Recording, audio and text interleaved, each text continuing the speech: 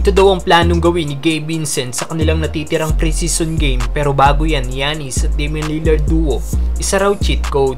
Matapos nga pong matrade si Damian Lillard papuntang Milwaukee Bucks, naging pinakapaborito na nga pong manalo ng kampyonato ang nasabing franchise. Dahil sa makakasama nga po ni Dame ang 2 times MVP na si Giannis. At kamakailan nagbigay nga po ng kanyang first impression ng isang NBA insider ukol sa pagiging mag-teammate ng dalawang superstar.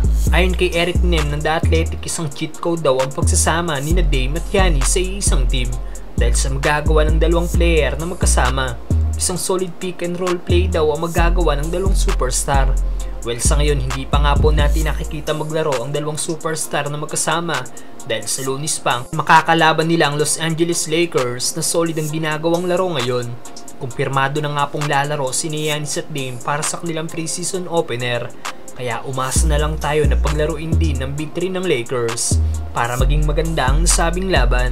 Samantalang Gabe Vincent sinabi ang planong gawin sa natitirang preseason game ng Lakers. Sa tatlong preseason game ng Lakers, kanina nga po ang pinakasolid na nilaro ng bagong guard ng team na si Gabe Vincent. Pumangalwa nga po siya sa Lakers bilang may pinakamataas na naipuntos at naka-score ng 18 points, shooting 4 of 8 sa 3-point area. Maraming tres nga pong nagawa si Vincent dahil pinag-shooting guard nga po ito kanina ni Coach Darvin Ham at isinama sa first 5 ng team kasama ang point guard na si D'Angelo Russell.